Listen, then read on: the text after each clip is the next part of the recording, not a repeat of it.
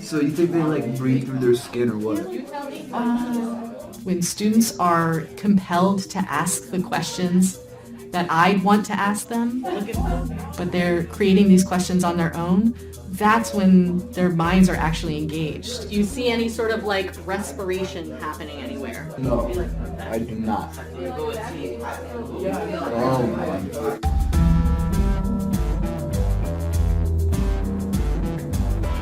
Here at the Springfield Renaissance School, I think if you step into any classroom, you're going to see a teacher who isn't lecturing, but really doing a balance of catch and release, student-centered learning. We begin with what do your lessons need to look like in order to make sure that students have a part in it. When teachers are designing a lesson, they're really thinking of what am I going to have students grapple with today? What am I going to have them figure out? All right, so let's go look at some really gross bugs.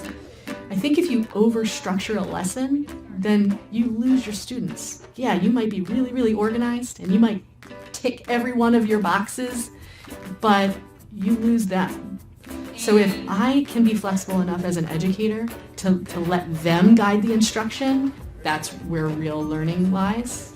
To start the class, the do now was to list the characteristics of an organism that you would need to know in order to determine its role in an ecosystem. Think specifically about the physical qualities of the animals, right? So what would you notice about it that would help you go like, this thing might bite me? If there's more teeth or sharper teeth, they most likely eat like animals. We shared out the list at the beginning of the class and created an anchor chart on the board of these characteristics that we would want to be paying attention to. All right, Gio, what are you thinking? Way of transportation or like its legs. You're going to look at some of these organisms and you're going to be like, I don't even know which end is which. So if you get stuck like that, come back to the list. We were looking for body size, the mouth, if it had legs or if it swam. The first station I was at, there were worm-like things and they were like an inch long each of them, and they were like tangled together and they were squirming on top of each other. It was kind of gross and awesome at the same time. While students were off in their different groups, there was a level of intense curiosity. Miss Fletcher, is there a reason why legs are in the front? This is exactly what we're talking about, like those really weird body features. Feathers on it. I'm wondering what think it has legs. Feathers. Okay. Tell me about that.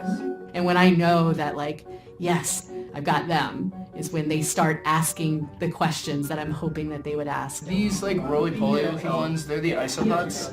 Yeah. Okay. If I'm not excited about what it is that I'm teaching, I definitely can't expect my kids to be excited about it. So if I'm modeling what it looks like to be curious and to safely investigate life, then they, I think, feel empowered to stand alongside me and do the same thing.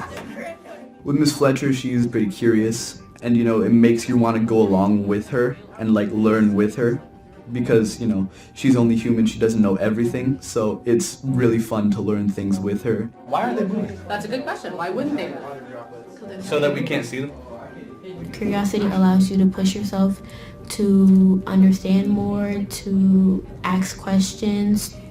It allows me to see for myself so I can have my own understanding of it. Because Ms. Fletcher, she gives you an understanding of it, but like when you see it up close, you can write your own notes and have like your own meaning behind it. So this weekend for homework, what